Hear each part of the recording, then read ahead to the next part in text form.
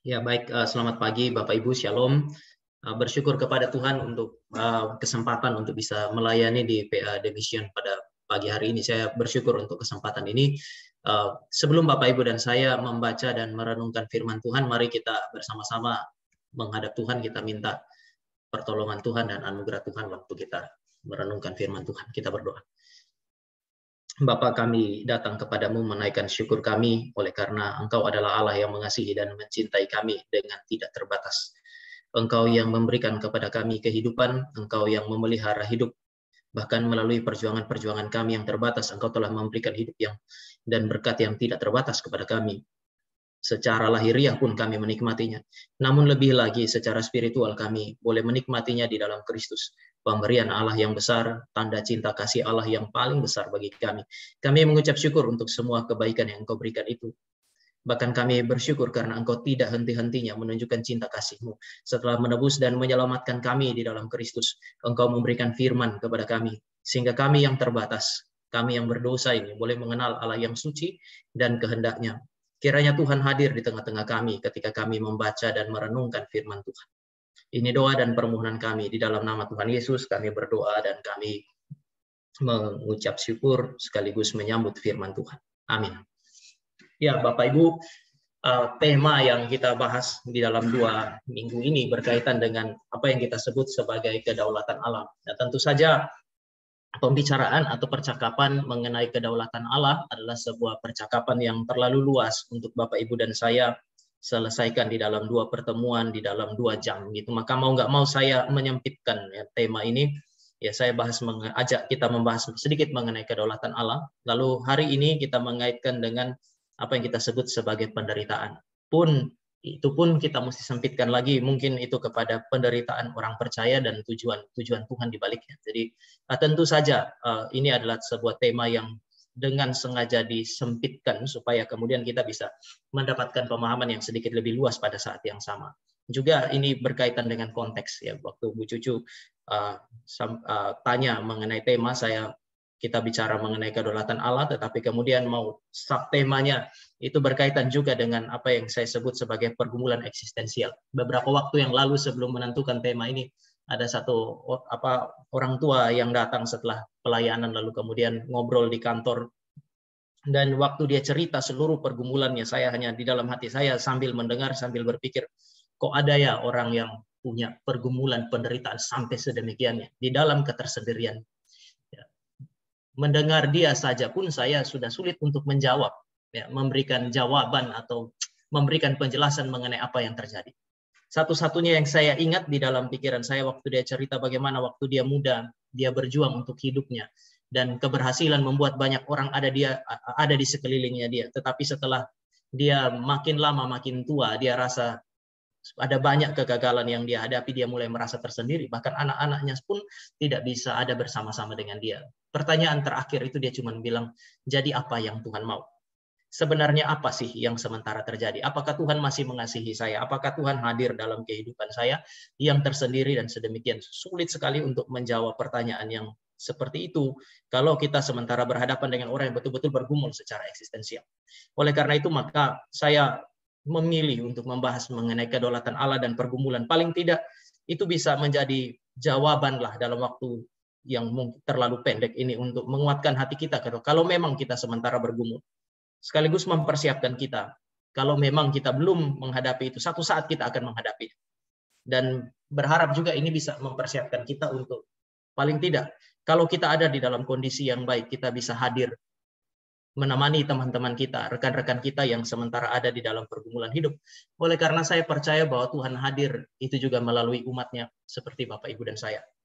Mari kita baca satu bagian firman Tuhan, nanti bagian firman Tuhan yang lain akan Bapak, Ibu, dan saya lihat sambil kita berjalan di dalam PA pada pagi hari ini. Ayat yang cukup terkenal, Roma pasal yang ke-8. Roma pasal yang ke-8. Ayatnya yang ke-28. Saya bacakan bagi Bapak Ibu. Kita tahu sekarang bahwa Allah turut bekerja dalam segala sesuatu untuk mendatangkan kebaikan bagi mereka yang mengasihi Dia, yaitu bagi mereka yang terpanggil sesuai dengan rencana Allah. kita tahu sekarang bahwa Allah turut bekerja dalam segala sesuatu. Allah turut bekerja dalam segala sesuatu. Istilah segala sesuatu di sini berarti tidak ada satupun yang terjadi di dalam alam semesta ini di luar daripada apa yang disebut sebagai baik itu rancangan Allah atau keterlibatan Allah di dalam. Allahnya Bapak, Ibu, dan saya adalah Allah yang hidup. Salah satu ciri bahwa daripada makhluk yang hidup atau katakan entitas yang hidup adalah dia terus-menerus bekerja. Oleh karena itu Tuhan Yesus pernah bilang juga bahwa Bapakku masih terus bekerja sampai hari ini. Allah yang Bapak, Ibu, dan saya puji, Allah yang Bapak, Ibu, dan saya sembah adalah Allah yang hidup. Dan salah satu ciri yang menunjukkan bahwa dia hidup adalah dia bekerja. Dia bekerja di mana? Dia bukan hanya bekerja di dalam gereja. Dia bukan hanya bekerja di dalam situasi-situasi yang baik sehingga kita seringkali mensyukuri hal-hal baik yang terjadi di dalam kehidupan Bapak, Ibu, dan saya. Tetapi Paulus di dalam inspirasi Roh Kudus dan di dalam hikmat daripada Tuhan itu sendiri menyatakan kepada Bapak, Ibu, dan saya bahwa Allah turut bekerja di dalam segala sesuatu. Istilah segala sesuatu mengacu pada pengertian tanpa terkecuali. Hal-hal yang kita anggap baik, hal-hal yang kita anggap tidak baik, hal-hal yang kita inginkan, hal-hal yang tidak kita inginkan. Allah bekerja di sana. Dan Allah waktu dia bekerja, sama seperti makhluk atau entitas yang bersifat intelektual seperti Bapak, Ibu, dan saya. Dia tidak bekerja tanpa tujuan. Allah kita adalah Allah yang berdaulat, tetapi Allah kita juga adalah Allah yang baik. Sehingga ketika berkaitan dengan kehidupan orang percaya, hal-hal yang terjadi, yang kita inginkan maupun yang tidak kita inginkan, hal-hal yang kita anggap baik maupun hal-hal yang kita anggap buruk, semuanya terjadi demi apa? Demi kebaikan kita. Dan ini adalah teks yang diberikan oleh Rasul Paulus kepada jemaat yang ada di Roma di dalam konteks apa ya? Di dalam konteks pergumulan, di dalam konteks penderitaan mereka. Paulus mengajak mereka memandang kepada Allah di dalam pergumulan mereka. Dan saya kira ini adalah sesuatu yang penting di dalam kehidupan kita. Nah, mari kita mulai masuk ke dalam tema yang Bapak, Ibu, dan saya bahas. Ketika kita bicara mengenai kedaulatan Allah, kita juga tidak bisa melepaskan ya apa yang disebut sebagai kedaulatan itu dari hal yang kita sebut sebagai penetapan Allah. Kedaulatan Allah berbicara mengenai Allah yang sejak kekekalan dan dengan penuh kedaulatan. Artinya ini adalah sebuah penetapan yang tak bisa terbantahkan. Ini adalah penetapan yang pasti terjadi. Telah menetapkan segala sesuatu di dalam alam semesta. Tadi ini yang saya sebut sebagai segala sesuatu berarti tanpa terkecuali. Apapun yang terjadi di dalam alam semesta ini, itu terjadi baik yang natural maupun yang spiritual. Itu terjadi berdasarkan penetapan atau izinnya untuk mencapai tujuannya. Jadi sekali lagi segala sesuatu tanpa terkecuali, yang natural maupun yang spiritual. Terkait dengan hal-hal spiritual, misalnya kelahiran baru Bapak, Ibu, dan saya, keselamatan kita, semua itu hanya bisa terjadi kalau Allah yang telah menetapkan itu dan menarik Bapak, Ibu, dan saya datang kepada Dia. Hal-hal yang sifatnya natural, pergumulan-pergumulan kita sehari-hari, itu hanya bisa terjadi berdasarkan penetapan atau berdasarkan izinnya untuk mencapai tujuannya di dalam kehidupan Bapak, Ibu, dan saya. Ini menarik. Penetapannya itu berarti Dia yang menetapkan, mencapai tujuannya itu berarti Dia yang punya tujuan. Ini yang disebut sebagai ketetapan dan kedaulatan Allah. Dia berdaulat, Dia menetapkan dari dirinya, dan tujuan akhirnya segala sesuatu yang Dia tetapkan itu akan kembali kepada Dia. Ya, Paulus bilang segala sesuatu adalah dari Dia, oleh Dia, untuk Dia, bagi Dialah kemuliaan sampai selama-lamanya. Artinya segala sesuatu Dia ciptakan, Dia tetapkan untuk satu tujuan yang sama, yaitu kemuliaannya. Oleh sebab itu maka kita menyebut ini sebagai sebuah ketetapan yang berdaulat.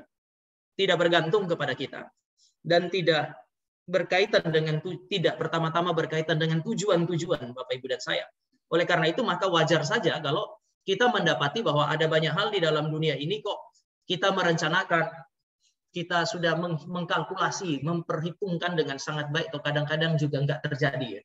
Ketika Bapak, Ibu, dan saya tidak mencapai tujuan kita, meskipun itu adalah tujuan-tujuan baik Bapak, Ibu, dan saya, Bapak, Ibu, dan saya bisa percaya bahwa ya yang terjadi ini adalah sesuatu yang justru sesuai dengan kehendak Allah, meskipun bukan sesuai dengan kehendak saya. Saya ingat Allah waktu berbicara dengan Daud ya, waktu Daud mau bangun berencana untuk membangun bait Allah, itu kan mengekspresikan tujuan baik, bukan tujuan yang jahat, tujuan yang baik di dalam hati Daud. mau bangun bait Allah yang megah, bait Allah yang besar untuk Tuhan. Ketika Tuhan hadir di tengah-tengah umatnya, dia mau menyediakan satu tempat. Ini sebuah tujuan yang sangat baik. Tetapi Tuhan mengatakan kepada Daud bahwa bukan itu rencananya. Bukan itu. Jadi di titik itulah kita bisa lihat bahwa ya tujuan baik Daud pun tidak tercapai, dan yang harus tercapai adalah tujuan baiknya Tuhan gitu. Nah, ini yang saya mau katakan tadi sebagai sebuah ketetapan, dan ketetapan yang berdaulat di dalam kehidupan umat Allah. Nah, cuman kita perlu sedikit membeda-bedakannya ya. Yang pertama, ketika kita bicara mengenai kedaulatan dan kehendak Allah, kita bisa bicara mengenai kedaulatan Allah atau kehendak Allah dan kehendaknya yang tersembunyi. Tidak semua hal dinyatakan Tuhan kepada kita. Oleh karena itu, maka Bapak, Ibu, dan saya pernah mungkin membaca Ulangan 28 ayat 28. Hal-hal yang dinyatakan itu untuk manusia. Hal-hal yang tidak dinyatakan. Hal-hal yang tetap tersembunyi itu untuk Allah. Artinya ini adalah ayat yang jujur ya. Bapak, Ibu, dan saya bersyukur kita punya Tuhan itu jujur.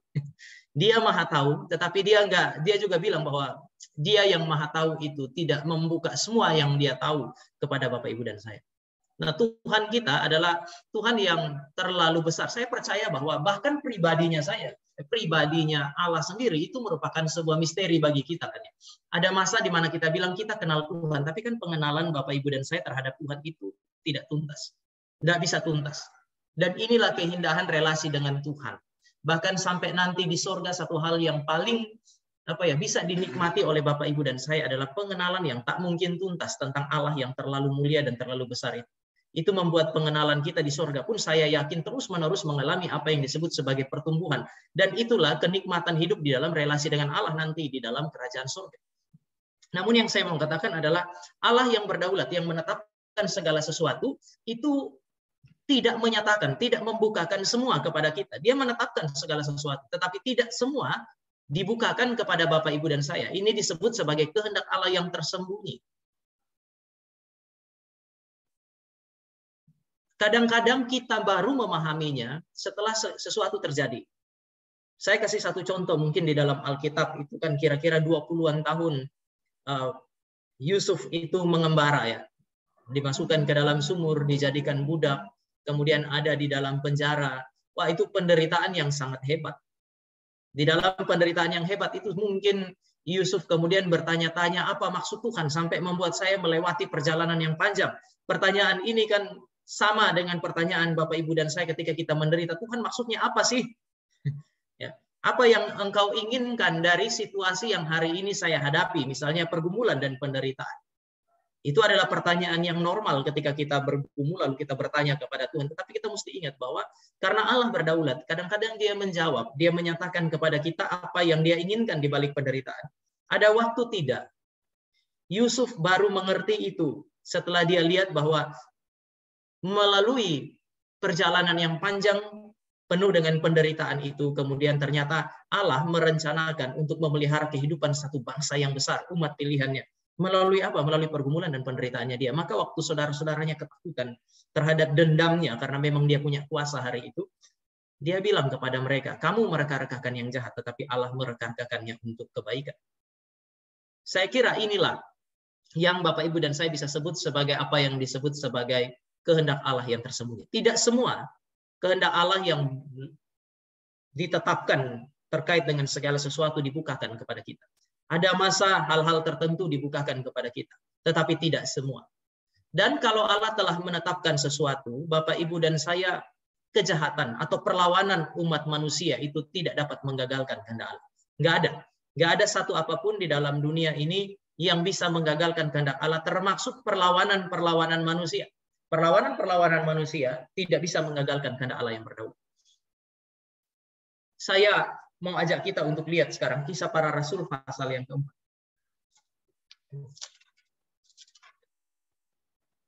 Kisah Para Rasul pasal yang keempat ayat 27 dan ayat yang ke-28.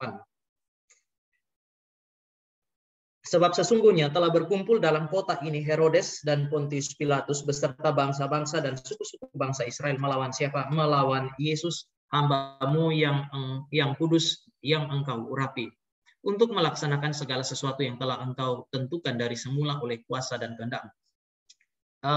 LAI menerjemahkan ini dengan mengatakan untuk melawan Yesus yang kudus dan yang engkau urapi, ayat 28, untuk melaksanakan segala sesuatu, seolah-olah ini kalau kita baca hanya dari konstruksi bahasa Indonesianya, maka seolah-olah Yesuslah yang kudus, yang diurapi untuk melaksanakan segala sesuatu.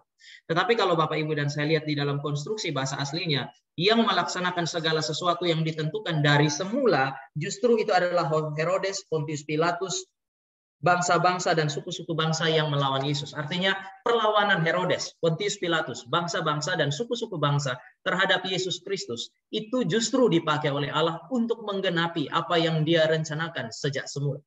Jadi perlawanan-perlawanan manusia, usaha manusia untuk melawan Allah, sadar atau tidak, justru itu akan menggenapi kehendak Allah. Mereka tidak bisa menggagalkan kehendak Allah yang berdaulat. Contoh yang sederhana yang lain adalah di dalam Perjanjian Lama, Bapak Ibu dan saya sekali lagi bisa ingat Yusuf. Yusuf itu sudah 2 kali mimpi. Nanti Bapak Ibu bisa baca mimpi Yusuf 2. Yang pertama kali itu dia cerita, lalu saudara-saudaranya marah. Lalu yang kedua, dia cerita, papanya marah. Tetapi kemudian dikatakan begini, Yakub menyimpan peristiwa itu di dalam hati. Kalimat ini persis seperti Maria, menyimpan perkara itu di dalam hati. Istilah menyimpan perkara di dalam hati bukan menunjukkan ketidakmengertian. Sebaliknya, menunjukkan pengertian tertentu. Jadi Yakub sudah memahami sesuatu mengenai apa yang terjadi. Seorang penafsir itu bahkan mengatakan bahwa bukan cuma Yakub, keluarga Yakub, anak-anak Yakub sebenarnya mengerti bahwa Allah menghendaki Yusuf menjadi pemimpin atas mereka, dan oleh karena itu Allah memberikan mimpi itu 2 kali. Bukan hanya Yakub yang mengerti, anak-anak Yakub yang mengerti. Tetapi anak-anak Yakub itu justru menjadi iri oleh karena Allah menetapkan Yusuf sebagai pemimpin atas mereka, dan mereka bertindak melawan kehendak Allah. Apakah tindakan yang melawan kehendak Allah ini membuat Yusuf tidak menjadi pemimpin atas mereka? Tidak. Pada akhirnya justru perlawanan mereka menempatkan Yusuf pada posisi yang tertinggi, salah satu posisi tertinggi di Mesir, dan melalui itu rencana Allah tergenapi. Ini perlawanan kepada kehendak Allah. Saking berdaulatnya penetapan Allah itu, keputusan-keputusan Allah, meskipun tidak dinyatakan kepada kita, kita tidak bisa melihat orang jahat itu menggagalkan rencana Tuhan. Saya kira ini bisa menenangkan hati Bapak Ibu dan saya. Ketika kita diperlakukan tidak adil, ketika kita sudah berusaha untuk memberi yang terbaik dan tidak mendapatkan, saya pakai istilah, imbalan yang seharusnya, Bapak Ibu dan saya masih bisa menenangkan hati kita kalau kita ingat bahwa Allah kita berdaulat. Perlawanan orang, ketidakadilan yang orang lakukan kepada kita, meskipun kita sudah hidup benar, katakanlah demikian.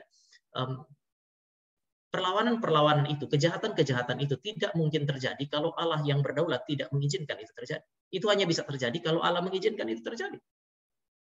Ada masa di mana Bapak, Ibu, dan saya sebagai umat Allah berdoa dan kita tidak mendapatkan apa yang kita minta. Saya kira seumur hidup kita pernah berdoa dan kita tidak mendapatkan apa yang kita harapkan, apa yang kita minta. Pertanyaannya mengapa? Ya karena Allah kita berdaulat. Justru karena Dia berdaulat, maka Dia bisa berkata ya dan bisa berkata tidak. Kalau kita punya asisten rumah tangga, ya dia tidak punya pilihan yang lain kecuali dia berkata ya, karena dia tidak berdaulat atas kita. Tetapi karena Allah berdaulat atas kita, maka Allah kita adalah Allah yang bisa berkata ya dan bisa berkata tidak atas doa-doa kita. Justru karena Dia berdaulat.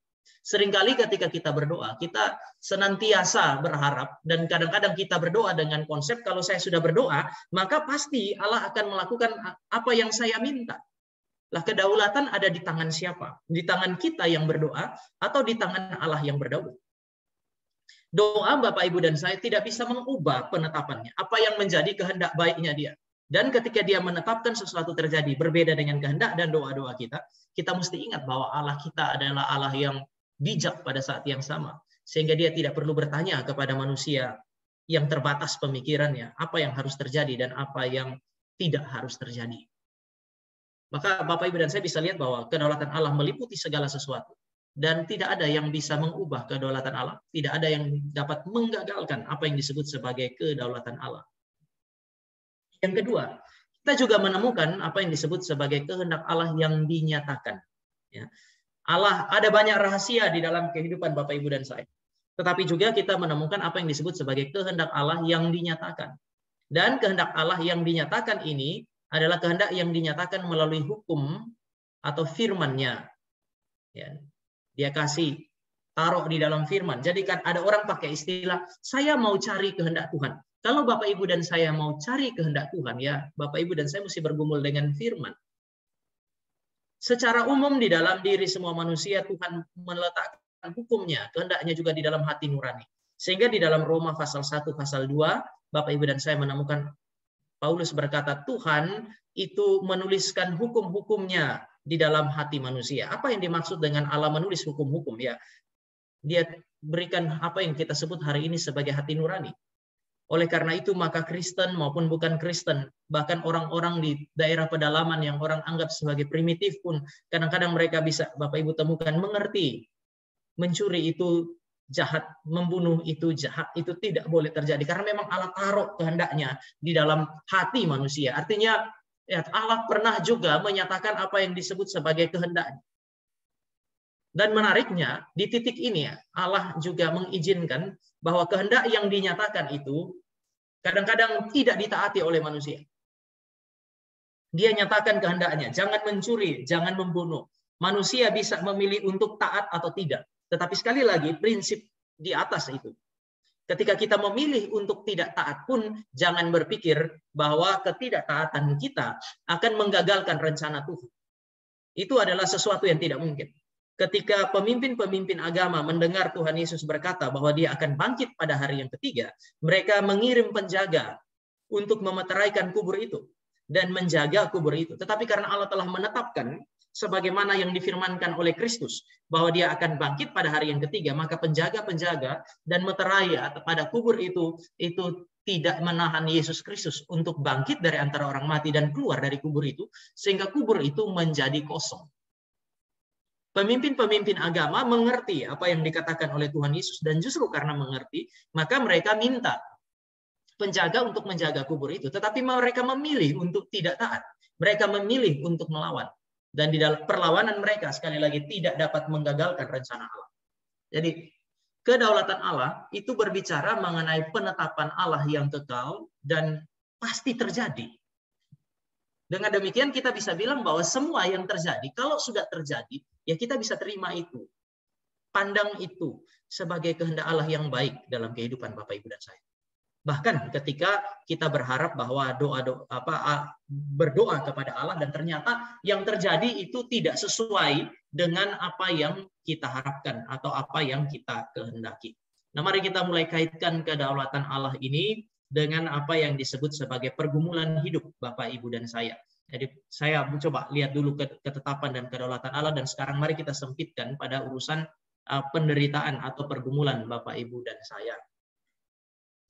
Apakah penderitaan itu sesuatu yang ditetapkan oleh Allah? Ini menjadi pertanyaan yang penting. Ya. Karena inilah pertanyaan yang juga kemudian menjadi keberatan dari orang-orang yang tidak percaya kepada eksistensi Allah. Mereka menolak eksistensi Allah oleh karena mereka bilang, coba lihat, ada penderitaan di dalam dunia. Kalau penderitaan terjadi, itu berarti Allah tidak ada. Karena kalau Allah ada, dia baik. Kalau Allah ada, dia maha kuasa. Tapi kok kalau Allah baik, kenapa ada penderitaan dan seterusnya? Bapak Ibu, ketika kita berhadapan dengan pertanyaan ini, apakah penderitaan, kejahatan yang terjadi di dalam alam semesta ini yang mengakibatkan orang lain menderita atau bahkan mengakibatkan kita menderita, itu adalah sesuatu yang berkaitan dengan kedaulatan Allah, penetapan kekal Allah itu? Saya kira jawabannya adalah jawaban yang positif. Kita mesti berikan jawaban yang positif bahwa itu hanya bisa terjadi jika Allah mengizinkan itu terjadi, menetapkan untuk mengizinkan, menetapkan untuk membiarkan itu terjadi. Tapi ini tidak sama dengan mengatakan Allah adalah pencipta kejahatan. Nah, ini yang saya mau ajak kita untuk kemudian mencoba untuk memahaminya dengan sedikit lebih masuk ke dalam. Nah, orang Kristen memberikan penjelasan mengenai penderitaan itu selalu dengan merujuk Kejadian pasal yang ketiga. Di dalam Kejadian pasal yang ketiga, Bapak, Ibu, dan saya menemukan bahwa Allah, saya mulai dari ini, Allah yang menciptakan manusia dan segala sesuatu yang sungguh amat baik, Kejadian 1 ayat 31, adalah Allah yang menciptakan manusia sebagai makhluk yang memiliki kebebasan. Lalu dia mau uji ketaatan manusia. Maka dia bilang, semua pohon dalam taman ini boleh kamu makan buahnya kecuali yang ada di tengah. Bukankah ini sebuah perintah yang menarik sebenarnya. Itu tidak mengekspresikan bagi saya kejahatan Tuhan, tidak. Itu justru mengekspresikan kebaikan Tuhan dan penjelasan kepada kita mengenai siapa yang berdaulat atas hidup kita. Tuhan bilang begini, semua pohon dalam taman ini boleh kamu makan, kan itu kelimpahan tuh. Tuhan nggak balik. Hanya pohon yang di tengah yang boleh kamu makan, sisa yang lain jangan dimakan. Tuhan nggak bilang begitu. Tuhan bilang semua boleh dimakan, tetapi ada satu yang di tengah. Saya menentukannya supaya kamu tidak makan. Ini adalah ujian ketaatan bagi Adam dan Hawa. Dia memberikan perintah menguji mereka, tetapi dengan pohon yang ada di tengah itu, Allah menghendaki untuk menguji ketaatan manusia. Di sisi yang lain, iblis berusaha untuk terus-menerus melawan Allah, dan dia memanfaatkan momentum itu untuk menggoda manusia melawan Allah. Pertanyaannya adalah, apakah kehadiran iblis di Taman Eden untuk menggoda Adam dan Hawa itu di luar kedaulatan Tuhan? Apakah ini berarti Tuhan terkejut waktu iblis masuk ke dalam taman, bahkan menggunakan ular sebagai medium untuk mencobai? Kalau seandainya Tuhan kita terkejut, Tuhan sebenarnya nggak mau dia masuk, tetapi dia memaksa masuk dan Tuhan nggak bisa menahan dia, berarti Tuhan kita nggak berdaulat. Saya percaya bahwa kehadiran iblis di dalam Taman Eden itu pun diizinkan Tuhan, gitu. Diizinkan oleh Tuhan, tetapi Tuhan nggak masuk ke dalam, atau Tuhan tidak memaksa iblis untuk masuk. Memang iblis adalah pribadi yang cenderung melawan Allah, cenderung merusak pekerjaan Allah, maka dia berusaha masuk ke dalam Taman Eden dan kemudian menggoda manusia.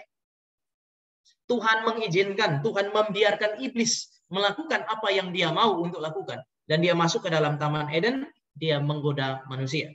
Bagaimana dengan Adam dan Hawa? Apakah kejatuhan Adam dan Hawa itu adalah kejatuhan yang juga di luar daripada kedaulatan Allah?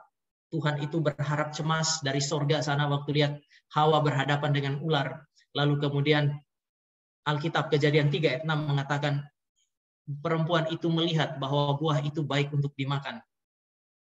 Dia melihat bahwa buah itu baik untuk dimakan. Kalimat berikutnya atau frasa berikutnya, lagi pula buah itu menarik hati, baik untuk dimakan. Sudah beda dengan kehendak Tuhan. Menarik hati. Tuhan bilang kalau kamu makan kamu akan mati, supaya mereka takut melawan kehendak Tuhan. Ini dia bilang buah itu menarik hati. Lalu Alkitab bilang dia mengulurkan tangannya, mengambil buah itu, dimakannya dan diberikan kepada suaminya yang bersama-sama dengan dia.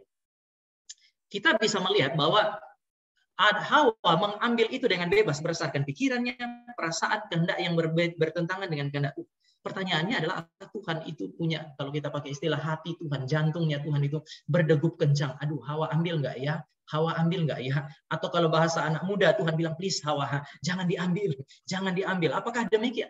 Kalau Tuhan kita, Tuhan yang sedemikian, jujur saja, kalau saya punya Tuhan yang seperti itu, saya nggak akan layani dia. Dia tidak berdaulat atas apa-apa. Kalau saya bisa melakukan sesuatu yang saya inginkan dan itu menghancurkan rencana Tuhan, ya untuk apa Bapak Ibu dan saya berdoa kepada Tuhan yang sedemikian?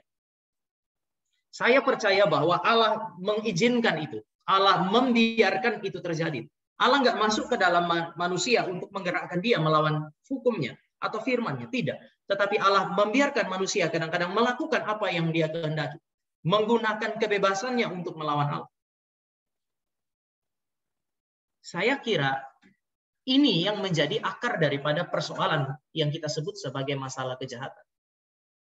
Lalu kemudian setelah manusia menggunakan kebebasannya untuk melawan Allah, Bapak Ibu, mari kita perhatikan penderitaan itu sebenarnya Allah itu bicara, Allah keluar dari mulut Allah. Setelah manusia jatuh di dalam dosa, Tuhan kemudian datang dan Tuhan bilang begini, terkutuklah tanah karena engkau. Terkutuklah tanah karena engkau. Allah memurkai alam semesta yang dihidupi oleh manusia. Oleh karena itu, maka semua manusia tanpa terkecuali, Kristen ataupun yang bukan Kristen, mereka pasti menghadapi apa yang disebut sebagai penderitaan. Terkutuklah tanah karena engkau. Siapapun yang lahir di dalam alam semesta yang telah dimurkai oleh Allah ini, mereka pasti akan menghadapi apa yang disebut sebagai pergumulan dan penderitaan tanpa terkecuali. Bahkan di dalam hal-hal yang paling menyenangkan. Apa sih yang paling menyenangkan bagi Bapak, Ibu, dan saya? Apa sih yang paling kita sukai? Hal-hal yang paling kita sukai, termasuk mungkin itu pekerjaan kita, hobi kita, itu melibatkan perjuangan. Itu melibatkan hal-hal yang bisa kita sebut sebagai pergumulan dan penderitaan juga. Bahkan di dalam hal-hal terbaik yang kita inginkan dan kita harapkan, ada penderitaan di sana. Kenapa? Karena Tuhan berkata, terkutuklah tanah karena engkau. Bagaimana mungkin ada orang Kristen yang mengatakan bahwa penderitaan itu tidak sesuai dengan kehendak Allah? Siapa yang bilang? Allah yang menetapkan kok. Atau Bapak Ibu lihat lagi kutukan-kutukan Tuhan, hukuman-hukuman Tuhan. Kepada laki-laki Tuhan bilang, dengan berpeluh engkau akan mengusahakan tanah, namun onak dan duri yang akan dihasilkannya bagimu. Bukankah ini bicara mengenai pergumulan dan penderitaan? Laki-laki digambarkan Alkitab sebagai makhluk pekerja. Dan yang Tuhan pukul adalah pekerjaan dan hasil kerjanya. Bagaimana dengan wanita? Di situ dikatakan kutukan dia bagi perempuan adalah engkau akan birahi kepada suamimu. Meskipun dengan susah payah engkau akan melahirkan anak. Ini menarik karena rasa sakit waktu melahirkan itu bukan tidak bisa dipahami semata-mata sebagai sesuatu yang kemudian kita lihat secara negatif ya. Tetapi Tuhan bilang istilah susah payah waktu melahirkan anak di dalam bahasa asli bukan hanya proses melahirkannya yang merupakan susah payah bagi perempuan, tetapi proses untuk mendidik dan membesarkan anak. Alkitab menggambarkan perempuan sebagai makhluk yang relasional. Dan anehnya, Tuhan pukul relasinya. Engkau akan bersusah payah melahirkan anakmu. Sekali lagi itu bukan hanya bicara mengenai bersusah payah, sakit waktu melahirkan. Tetapi waktu mendidik dan membesarkan anak, ada pergumulan hebat dengan anak-anak ini. Sebagai makhluk yang relasional, bagaimana dengan suami? Engkau akan birahi kepada dia. Banyak orang menafsirkan istilah birahi itu semata-mata hasrat seksual. Tetapi bukan itu. Bukan cuma itu. Hasrat seksual iya tercakup di situ. Tetapi ini adalah usaha untuk menaklukkan sang suami. Bapak Ibu, oleh karena itu maka di Efesus kepada istri-istri itu diberikan perintah tunduklah kepada suami. Sehingga ini bicara mengenai pergumulan di dalam seluruh dimensi hidup. Allah yang mengucapkan itu. Allah yang menyampaikan mengenai penderitaan ini. Oleh karena itu maka saya percaya bahwa Bapak Ibu dan saya tidak bisa melepaskan diri atau tidak bisa melepaskan pergumulan dari Allah yang berdaulat. Pergumulan hanya bisa terjadi jika Allah mengizinkannya terjadi dalam kehidupan kita. Apakah ini bukti Tuhan tidak ada? Oh enggak, itu justru bukti Tuhan ada. Penderitaan adalah petunjuk kepada saudara dan saya bahwa Allah kita adalah Allah yang suci. Allah yang tidak berkompromi dengan dosa. Karena dia itu bukan hanya baik. Orang ateis bilang kalau Allah ada baik, dia pasti baik, maka dia tidak akan izinkan penderitaan. Kalau dia ada, dia maha kuasa, maka dia pasti bisa cegah yang namanya penderitaan. Jadi kalau Allah yang baik dan maha kuasa itu ada, dia pasti akan mencegah kejahatan. Artinya ketiadaan kejahatan adalah bukti kehadiran Allah. Alkitab bilang enggak. Allah kita bukan hanya baik. Allah kita bukan hanya maha kuasa. Allah kita adalah Allah yang suci. Dia menghukum manusia, mengizinkan penderitaan terjadi, menetapkan bahwa ada penderitaan di dalam dunia. Itu bagian dari penetapan Allah untuk membuktikan bahwa ada Allah yang bukan hanya baik, yang bukan hanya maha kuasa, tetapi dia suci. Mari kita lihat juga hidup kita dari sisi ini. Siapa di antara kita yang tidak pernah mendukakan hati Tuhan? Seorang hamba Tuhan yang paling baik sekalipun yang Bapak Ibu kenal, kita semua pernah mendukakan Tuhan. Kadang-kadang Tuhan mengizinkan pergumulan dan penderitaan sebagai konsekuensi dosa kita. Oleh karena itu maka saya percaya bahwa ketika kita berhadapan dengan penderitaan, mungkin kita bisa tanya apakah ini karena dosa saya, atau mungkin juga ada penderitaan yang terjadi bukan karena saya berbuat dosa, namun memang secara natural manusia harus menghadapi apa yang disebut sebagai penderitaan, sebagai konsekuensi dari dosa. Penderitaan bukan bukti Tuhan nggak ada. Saya mau ingatkan beberapa hal ini, Bapak Ibu ya. Kalau kita bicara mengenai penderitaan, apakah ini bukti bahwa Tuhan tidak ada? Bagi saya penderitaan adalah petunjuk bahwa Tuhan ada. Yang pertama, yang namanya kejahatan atau penderitaan. Orang bilang evil, itu hanya bisa ada kalau yang baik itu ada. Kan ada good, evil. Evil itu hanya bisa ada kalau good sudah ada. Saya kasih contoh ya, sakit jantung itu hanya bisa ada kalau jantung ada kan ya. Kalau nggak ada jantung, nggak ada sakit jantung. Tapi supaya kita bisa hidup, mesti ada jantung dulu. Jantung itu adalah bagian dari yang sungguh amat baik yang Tuhan kasih kepada kita supaya kita bisa hidup. Tetapi karena kita sudah ada jatuh di dalam dosa, maka penghukuman Allah itu melibatkan yang kita sebut hari ini sebagai sakit jantung. Tetapi sekali lagi, tidak ada itu sakit jantung kalau jantung nggak ada. Jadi hal yang baik, yang namanya jantung itu mesti ada, baru yang tidak baik itu ada. Dari kata aja, secara etimologis, kita sering bilang, ini tidak baik. Kata tidak baik itu hanya punya makna, kalau yang baik itu ada. Mesti ada dulu yang baik, baru kemudian kita bilang, ya karena ada yang baik, maka ada yang tidak baik. Masa kita hanya bilang, ini tidak ada maknanya. Harus ada kata tidak baik. Jadi mesti ada yang baik dulu, baru kita bisa bilang nggak baik. Atau saya kasih satu contoh, saya suka pakai contoh ini. Waktu saya masih melayani di Pondok Indah beberapa tahun yang lalu, kemudian ada semacam Paskah. Lalu Paskahnya kami itu pergi ke semacam ada rumah pelayanan untuk anak-anak pemulung lah gitu, orang-orang yang memulung di itu, dan tempatnya itu dekat sekali dengan semacam tempat pembuangan sehingga sungai di situ bau sekali. Bapak Ibu, karena tidak biasa ya, jadi begitu kami masuk di situ, baru menuju ke situ, dalam mobil tuh kami sebagian sudah mual-mual, baunya itu nggak ketahan lah gitu. Tapi kan kita mesti menahan diri masuk ke situ, ngobrol dengan mereka, lalu bahkan ada ibadah. Sepanjang ibadah tuh bau itu begitu menusuk ke dalam hidung. Anak-anak remaja Pondok Indah yang biasa dengan bersih, rapi, gitu. Waktu di dalam mobil mereka sudah mengeluh, aduh kok bisa kayak begini ya. Ya kami dalam hati juga mengeluh, tapi kan kalau kami ikut mengeluh kan nggak jadi pelayanan itu. Sehingga kami harus menguatkan hati mereka dan kemudian masuk ibadah. Menariknya adalah setelah ibadah selesai, itu kita main kayak futsal, dan main futsal itu di pinggir kali itu. Dan anak-anak remaja Pondok Indah ikut main dengan begitu bersemangat ya. Seolah-olah bau itu nggak ada, dan saya pun sudah merasa bahwa bau itu seolah-olah sudah nggak ada. Kami bermain, waktu bola jatuh di pinggir sungai, yang ambil bukan anak-anak Tanjung Priok, yang ambil anak-anak Pondok Indah, mereka ambil aja, setelah itu main, habis itu cuci tangan pergi. Kami nggak merasa ada masalah sampai dengan pulang. Pertanyaannya adalah apakah karena gereja Pondok Indah ada di Tanjung Priok maka bau itu hilang? Kan enggak kan? Saya baru berasa itu waktu saya pulang, kemudian mobil itu diantar saya, turunkan di stasiun Tanjung Barat, saya naik kereta dari Tanjung Barat. Begitu saya naik, orang-orang di dalam kereta itu berusaha menghindari saya. Saya sih nggak berasa ada masalah. Lalu kemudian waktu saya turun, saya sampai di rumah, saya ketuk pintu. Begitu saya buka, istri saya langsung teriak, "Tama, dari mana ini?" Saya tanya, "Kenapa?" "Aduh ampun dah." Dia mulai mengeluh. Bapak Ibu, yang saya mau katakan adalah waktu kami masuk pertama kali ya, kami rasa kok baunya minta ampun. Tapi lama-kelamaan setelah kami ada di situ dari pagi sampai sore, kami sudah terbiasa dengan bau itu, sehingga nggak berasa. Orang lain yang ketemu kami berasa ada bau. Tapi kami sudah nggak terlalu bermasalah dengan itu. Yang saya mau katakan adalah begini, sama seperti saya ada di pinggir tempat sampah itu berjam-jam, lama-kelamaan kehilanganlah kepekaan saya terhadap bau busuk itu. Demikian juga kalau di dalam dunia ini hanya ada penderitaan saja, Bapak Ibu dan saya nggak bisa berteriak kami menderita. Bapak Ibu hanya bisa berteriak kami menderita kalau sebelumnya Bapak Ibu menikmati hal yang baik.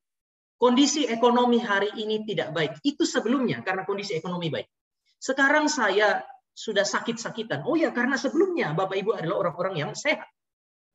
Kita hanya bisa berteriak menderita kalau sebelumnya ada sesuatu yang baik. Pertanyaannya sekarang, kalau penderitaan adalah petunjuk Allah tidak ada, saya mau tanya, dari mana asal segala kebaikan itu? Kebaikan tidak mungkin datang dari manusia, karena manusia adalah penyebab penderitaan bagi orang lain kadang-kadang. Kebaikan tidak mungkin datang dari alam semesta, karena Bapak Ibu dan saya tahu juga bahwa kadang-kadang Allah mengizinkan alam semesta ini seolah melawan manusia dan akibatnya adalah penderitaan. Kebaikan yang Bapak Ibu dan saya nikmati hanya bisa datang dari satu pribadi yang betul-betul baik, dan inilah kita sebut sebagai Tuhan. Penderitaan menunjukkan bahwa ada kebaikan, dan kebaikan menunjukkan kepada kita bahwa Tuhan ada. Saya percaya bahwa penderitaan itu tidak bisa lepas dari kedaulatan Allah, dan melalui penderitaan Allah mengizinkan Bapak Ibu dan saya untuk menyadari bahwa Tuhan ada. Tetapi kenapa saya mesti menderita dan melaluinya Tuhan menyatakan kehadiran? Pertama, Bapak Ibu, Tuhan menyatakan kehendaknya melalui penderitaan. Kenapa? Karena penderitaan seringkali dipakai oleh Tuhan untuk mengembalikan kita pada Dia. Ada orang-orang yang sudah terlalu banyak menikmati berkat Tuhan, menikmati pertolongan-pertolongan Tuhan. Sehingga dia pikir bahwa semua yang baik yang dia nikmati itu karena dia. Sekali lagi, ada waktu di mana Tuhan berkati kita, Tuhan pimpin hidup kita. Lalu kita pikir bahwa ya saya punya hidup baik-baik ini karena memang saya sudah berjuang untuk hidup saya dan saya sudah mendapatkan sesuatu yang layak sebagai konsekuensi daripada perjuangan hidup saya. Maka Allah kadang-kadang menjadikan penderitaan sebagai alat anugerah. Satu sisi penderitaan adalah konsekuensi dosa. Tapi Bapak Ibu juga mesti ingat bahwa penderitaan adalah alat anugerah di tangan Allah yang berdaulat. Untuk apa? Untuk menelanjangi kerapuhan-kerapuhan kita. Kita sudah terlalu sering berjuang untuk hidup dengan kekuatan kita. Sehingga kemudian kadang-kadang Tuhan izinkan kita menjadi, Tuhan izinkan kita mendapatkan semua yang kita inginkan. Sehingga kadang-kadang kita jadi sombong, kan? Seolah-olah sekali lagi semua yang baik didapatkan karena perjuangan-perjuangan kita. Maka ada masa di mana Tuhan izinkan segala yang baik yang kita punya itu seolah-olah tersingkir. Seorang penulis pakai istilah ini, kadang-kadang Tuhan mengizinkan tangan yang kuat, yang kelihatan menyertai kita, supaya kita merasa aman. Tapi kadang-kadang kita pikir bahwa tangan yang kuat itulah sumber rasa aman kita. Maka Tuhan yang tidak kelihatan harus menghancurkan tangan yang kuat itu, memukul tangan yang kuat itu, supaya kita sadar bahwa yang kita butuhkan adalah tangan yang terkuat, yang tidak kelihatan. Tuhan izinkan Bapak Ibu dan saya bergumul. Katakanlah seperti pandemi ini. Berapa banyak orang punya rencana terkait dengan liburan, terkait dengan usahanya itu berantakan. Tuhan izinkan ini terjadi supaya Bapak Ibu dan saya sadar bahwa kita ini terlalu rapuh. Kita ini bukan orang-orang yang kuat, yang sanggup untuk menyelesaikan semua sesuai dengan maksud dan tujuan kita. Tetapi ini adalah alat anugerah supaya Tuhan telanjangi kerapuhan kita, lalu memanggil kita datang kembali kepada Tuhan. Penderitaan itu tidak terjadi dengan sendirinya tanpa kedaulatan Allah di sana, rencana Allah di sana. Enggak. Orang Kristen melihat dari sudut pandang yang berbeda. Tuhan bisa mengizinkan penderitaan sebagai alat anugerah, alat untuk memukul kita dan menarik kita kembali untuk datang kepada Dia. Salah satu jemaat kami menikah dengan suaminya beberapa tahun yang lalu dan dia memilih untuk menikah dengan seorang yang sebenarnya ateis ya sebenarnya. Awalnya dia pikir bahwa dia menikah lalu dia akan tarik suaminya untuk menjadi Kristen ya. Kadang-kadang naif kan ya. Menikah dengan orang yang sudah jelas dia tahu tidak percaya tapi dia cintai. Lalu kemudian dia pikir melalui pernikahan itu dia akan tarik suaminya. Alkitab tidak pernah bilang bahwa pernikahan adalah juru selamat gitu. Tapi ya dia berpikir demikian. Ini sebuah tindakan yang naif. Setelah sudah menikah baru dia mulai merasa ada banyak sekali pergumulan. Pergumulan di tengah-tengah kelimpahan. Suaminya adalah seorang pengusaha yang berhasil. Lalu kemudian dia ajak ke gereja, suaminya kadang-kadang datang karena sudah punya anak, harus antar anak ke gereja. Tapi suaminya nggak ikut gereja. Dia pikir suaminya ikut sekolah minggu, dia pikir enggak apa-apalah kalau dia ikut khotbah yang sulit kan lebih rumit, lebih baik dia ikut sekolah minggu temani anaknya. Setelah beberapa bulan dia sadar bahwa suaminya cuma titip anaknya di dalam ruang sekolah minggu, suaminya duduk di luar. Jadi datang ke gereja nggak nikmati apa-apa.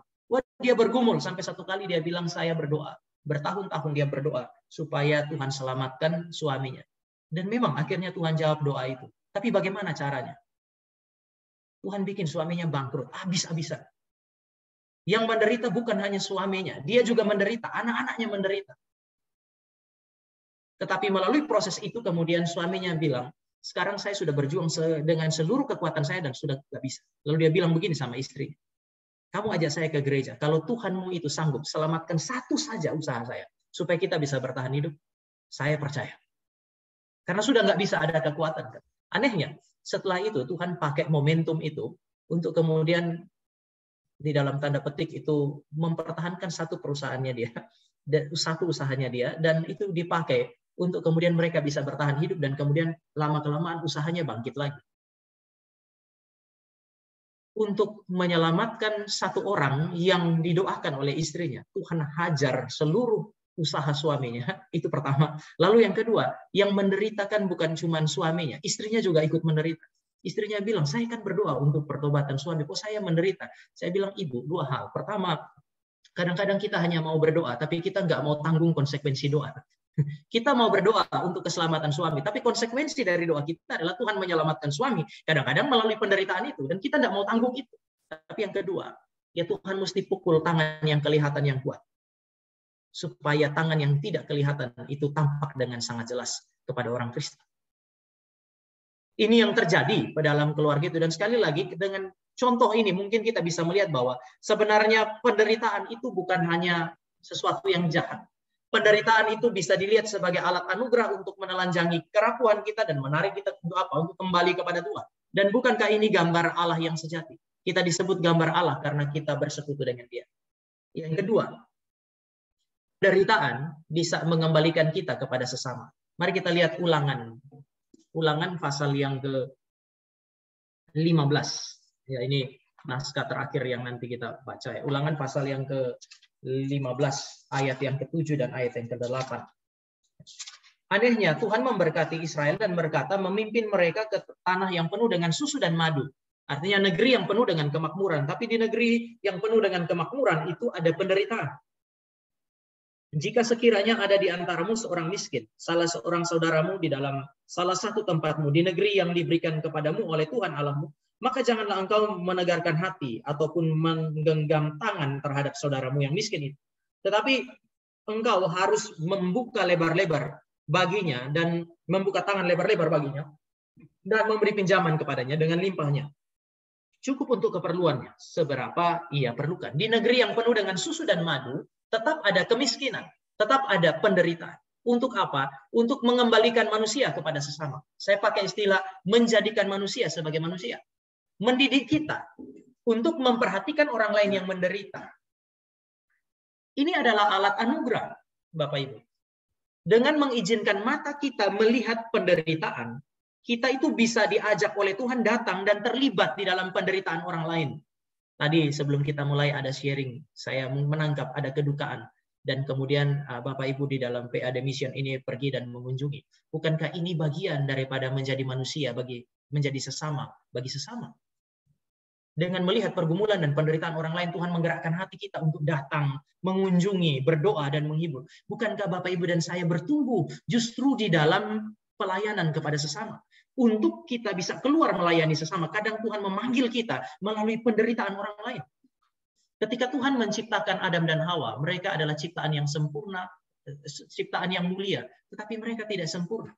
Tidak baik manusia itu seorang diri. Kalimat ini keluar dari mulut Tuhan atau dalam pikiran Tuhan pada saat manusia belum jatuh dalam dosa. Tidak baik, kata tidak baik itu justru muncul pertama kali dalam pikiran Tuhan. Kapan? Ketika mereka tersendiri dan belum jatuh dalam dosa. Padahal mereka ada sama-sama dengan Tuhan dalam Taman Eden. Semua yang mereka butuhkan ada. Tetapi ada satu yang kurang, yaitu sesama. Maka Tuhan menciptakan penolong yang sepadan. Supaya apa? Supaya kita belajar untuk melihat orang lain punya keterbatasan. Kita datang dan kemudian kita isi. Sebaliknya, kita belajar untuk membuka diri bagi orang lain. Kadang-kadang Tuhan izinkan kita menderita supaya kita sadar bahwa kita butuh orang lain. Penderitaan menolong kita untuk keluar kepada orang lain. Tetapi penderitaan juga dipakai oleh Tuhan supaya kita buka diri kepada orang lain datang. Masuk ke dalam kehidupan kita. Saya melayani, belum lama, kira-kira 11 tahun melayani di dalam gereja. Dan ada masa di mana saya lihat ya tipikal jemaat itu macam-macam. Ada jemaat yang kalau kita nggak kunjungi marah-marah, ini gembala nggak pernah kunjungan. Tapi ada tipikal jemaat yang kita mau kunjungan, malah dia bilang, jangan ke rumah ya Pak, kita ketemu di restoran aja. Jadi sebenarnya dia nggak mau dikunjungi tuh. Ada orang yang hatinya luas sekali, keluar untuk kemudian memberi diri melayani. Begitu temannya menderita, cepat sekali. Tetapi ketika dia bergumul, kita mau datang memberikan bantuan, tertutup sekali. Tuhan mesti pukul kita dalam tanda petik habis-habisan supaya kita bukan hanya belajar memberi diri kepada orang lain, tetapi memberi diri supaya orang lain mengisi kita. Bukankah ini gambar rupa Allah yang sebenarnya? Kita bukan hanya berelasi dengan Allah, tetapi berelasi dengan sesama. Penderitaan adalah alat anugerah bagi saudara dan saya. Untuk membuka mata, membuka hati kita, supaya orang lain masuk ke dalam kehidupan kita, kita menolong dia. Atau sebaliknya, membuka diri kita supaya orang lain masuk dan memberikan pertolongan yang Tuhan memberikan bagi kita. Mungkin kita bilang, tetapi mereka terbatas. Betul. Pertolongan mereka terbatas, tetapi pertolongan dari orang-orang yang terbatas seringkali dipakai oleh Tuhan. Supaya kita tunduk kepada kehendak Tuhan. Bukan kita, tetapi Tuhan bisa memakai orang-orang lain di sekitar kita. Yang kedua, ya pertolongan orang lain terbatas supaya kita nggak bergantung kepada orang lain. Kita bukan bergantung kepada saudara di kiri kanan kita. Kadang-kadang ada penderitaan yang begitu hebat sampai saudara-saudara yang mau menolong pun sudah nggak sanggup lagi untuk menolong. Dengan demikian, yang mau menolong dan yang ditolong sama-sama harus mengarahkan mata kepada penolong yang sejati, yaitu Allah. Karena itu maka saya kasih poin yang terakhir. Penderitaan itu menyatakan penderitaan kita. Jadi bukan hanya mengembalikan kepada Allah, bukan hanya mengembalikan kepada sesama, tetapi mau menyatakan kepada kita mengenai kehadiran dan cinta kasih Allah bagi kita.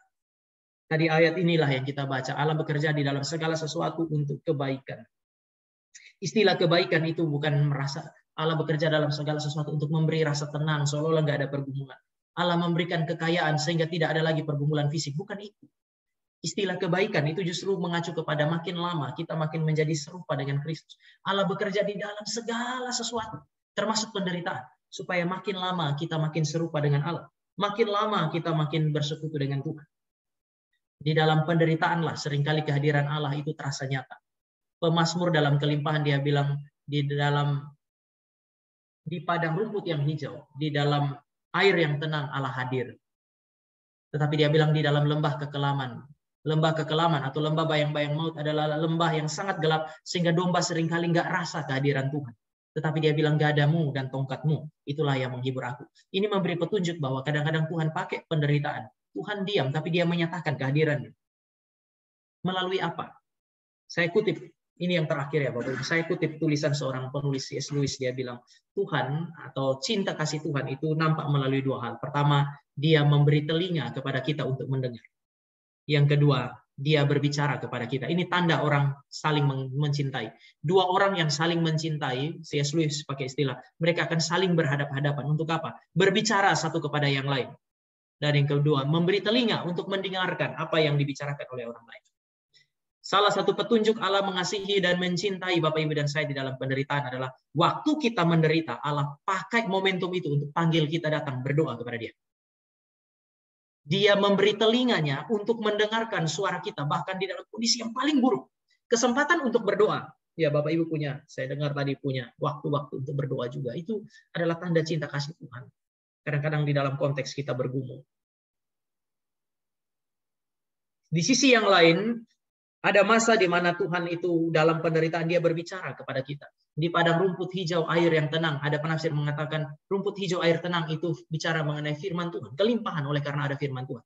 Tetapi Bapak Ibu ingat juga, gada dan tongkat di dalam lembah bayang-bayang maut juga dapat ditafsirkan sebagai kehadiran Allah melalui firman-Nya. Sehingga kalau kita masih menderita hebat, lalu kemudian kita masih bisa dengar firman seperti hari ini. Saya percaya bahwa ini adalah tanda cinta kasih Tuhan. Tuhan kita hadir di dalam konteks penderitaan yang paling hebat sekalipun.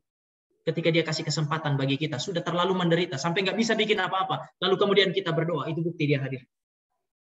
Kita sudah nggak bisa bikin apa-apa. Kadang-kadang mulut sudah nggak sanggup lagi untuk berdoa. Tiba-tiba ada sesama datang. Dia sampaikan firman Tuhan, itu tanda cinta kasih Tuhan. Tuhan hadir. Dan kemudian Dia berbicara kepada Bapak, Ibu, dan saya. Bahkan di dalam lembah kekelaman. Sehingga penderitaan adalah tanda kehadiran Tuhan di dalam kehidupan Bapak, Ibu, dan saya. Kita bilang, tapi Dia nggak bicara. Oh iya, tidak bicara pun kadang-kadang merupakan cara berkomunikasi kan ya. Kita yang sudah menikah pernah merasakan itu. Ibu-ibu mungkin pernah marah sama suami dan akhirnya memilih diam. Bukankah kadang-kadang itu salah satu cara komunikasi yang efektif? Kadang-kadang waktu kita ngomong, suami bisa rasa, oh ya, masih oke-oke saja. Tapi begitu diam, justru suami pikir, kok aneh, dia diam. Ini sesuatu yang serius berarti. Itu diam, kadang-kadang mencari cara komunikasi. Tuhan kadang-kadang diam, supaya Bapak, Ibu, dan saya sadar bahwa Dia sementara berbicara. Kita datang kepada Dia, berdoa, tanya, Tuhan kenapa? Lalu kemudian Dia juga pakai orang lain, pakai firman yang kita baca untuk berbicara kepada kita. Tetapi biasanya keinginan untuk berdoa dan mendengar firman baru benar-benar muncul dalam hati dalam konteks apa ya? Dalam penderitaan. Dan penderitaan pula, saya tutup dengan ini. Yang menjadi jalan yang dipilih oleh Allah untuk menebus dan menyelamatkan kita. Lihatlah kepada Kristus. Kristus membuktikan kepada kita bahwa Allah kita adalah Allah yang menderita. Sekali lagi, Allah kita adalah Allah yang menderita. Dia pakai penderitaan untuk membuktikan cinta kasih. Bahkan penderitaan terburuk yang tidak ingin dilihat, tidak ingin didengar, tidak ingin dipikirkan oleh orang-orang zaman itu di Romawi. Itulah yang dipilih oleh Kristus untuk menunjukkan cinta kasih. Maka saya percaya bahwa penderitaan yang paling hebat bukan tanda bahwa Tuhan tidak ada. Sebaliknya, penderitaan yang paling hebat adalah panggilan Tuhan untuk mengembalikan kita kepada Dia. mengembalikan kita kepada sesama, dan mendorong kita, membuka mata kita untuk melihat bahwa Tuhan kita adalah Tuhan yang memperhatikan, Tuhan yang kemudian menolong kita. Saya kira ini yang saya bisa sharingkan bagi Bapak Ibu dan saya dari perspektif kedaulatan Allah dan penderitaan.